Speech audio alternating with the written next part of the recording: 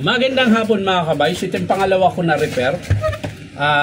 Ang model ito mga kabay, dito 5 5901.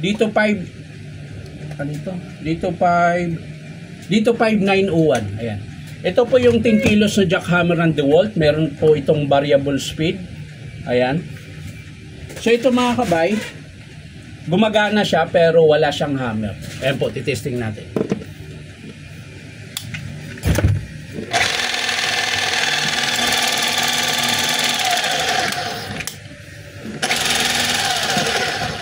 Ito natin. Nabubunot siya mga kabay.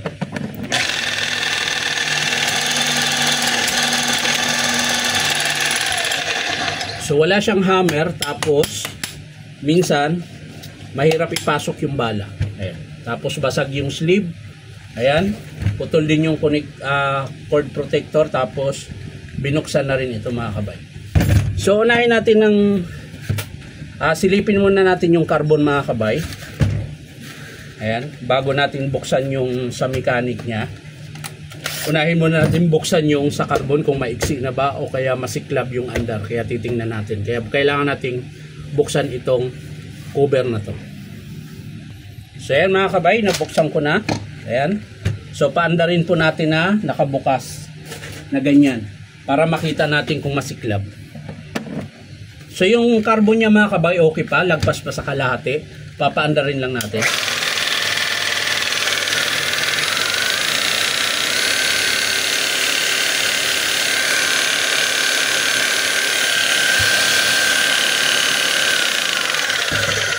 So okay pa yung carbon niya, wala din siyang siklab.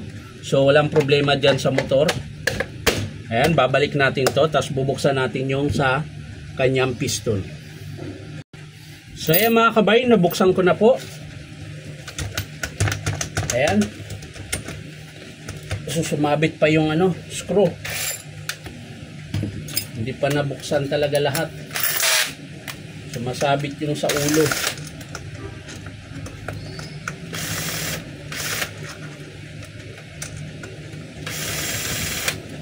Sumasabit. Sila mahirap pag aling screw mga kabay. Medyo matagal. Yan, tuyong-tuyo mga kabay oh. Wala nang langis. So dito naman sa kanyang cylinder. Ayan. So ito po yung dahilan mga kabay kung bakit wala siyang hammer. Ayan. Matigas. Ayan po. Kung mapapansin nyo, sira po yung kanyang connecting rod or piston. Ayan. Isang seat po yan.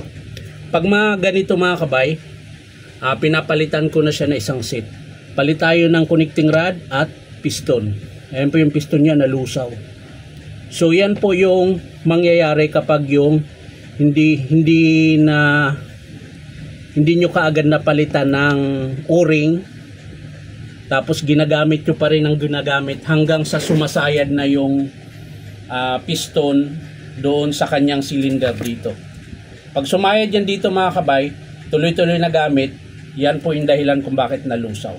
Dahil bakal po ito, so dumidikit na yung plastic kaya nalusaw. Ayan.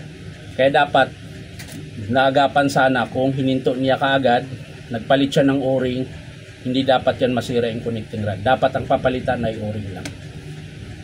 So check natin dito mga kabay sa kanyang striker. Ayan, tuyong-tuyo din. Ayan, sira din po yung o-ring. Ayan, so dito naman okay pa yung striker niya, bihira lang naman. Hindi pa ako nagpalit ng striker simula nitong taon. Ang laging pinapalitan yung connecting rod. Ayan. So check natin yung cylinder niya kung hindi nahukay. So ayan, hindi naman mga kabay. Pero papalitan natin yung buong o-ring. Ayan. So dito naman tayo sa dito. Tingnan natin kung bakit mahirap siya kabitan ng bala. So maaaring may sira din ito. Ayan. So pangpantanggal natin dito sa kanyang lock. Ito po, ganito lang yung matulis na maliit. Pero ingat mga kabay, baka dumulas. Sa kamay nyo mapupunta yan pag dumulas. Yan. Kunting ingat lang. Yan. So yan, nakalas na natin. Kailangan makalas ito.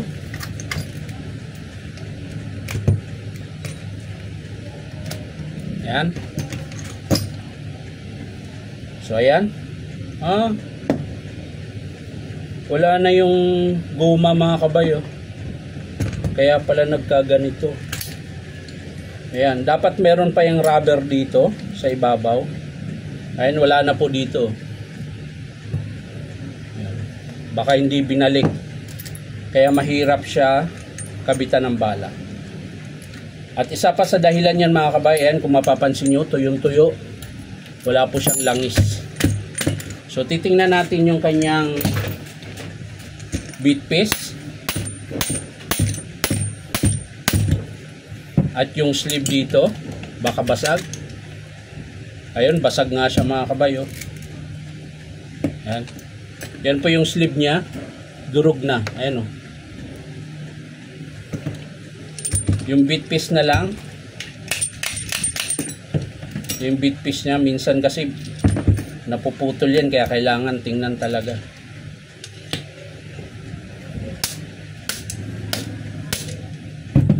Tigas.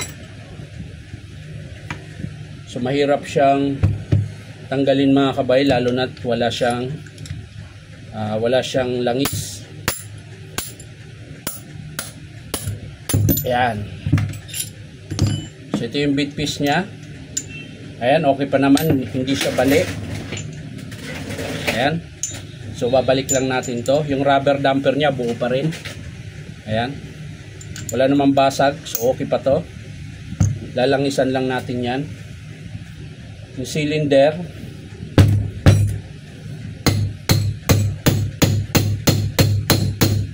ay lumabas. Hindi na lalabas yan dahil walang langis. Tuyo-tuyo. Ayan.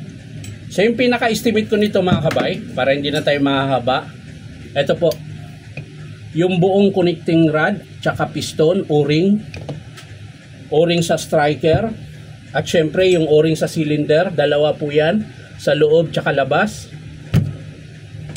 Ano pa? Yung rubber, ayan, ito. I-estimate din natin to, basag. Ayan. Sleeve, dalawang sleeve yan mga kabay, dahil ito, sleeve din ang pangalan nito. So dalawa po, 1, 2, 3, 4, 5, 6, 7, yung seal nya, okay pa yung seal mga kabay. So 1, 2, 3, 4, 5, 6, 7, 7 o-ring yung papalitan natin mga kabay.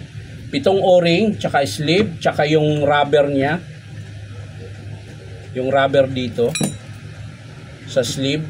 Ito yung sleeve. Ayan. So yan lang po mga kabay, hindi ko na po ipapakita kung paano buuin dahil lilinisin ko pa ito para kung sakaling pag in-approve ng customer hindi na ako maglilinis, diretso na kabit. So ulitin ko mga kabay, magpapalit tayo ng connecting rod assembly, o-ring, sleeve, dalawang sleeve, yung cap. Yung cap okay pa mga kabay. So yan lang po yung nabanggit ko. So papakita ko na lang yan mga kabay kapag in-approve ng customer. So maraming salamat mga kabay sa panonood at palike and share na rin po. Bye bye.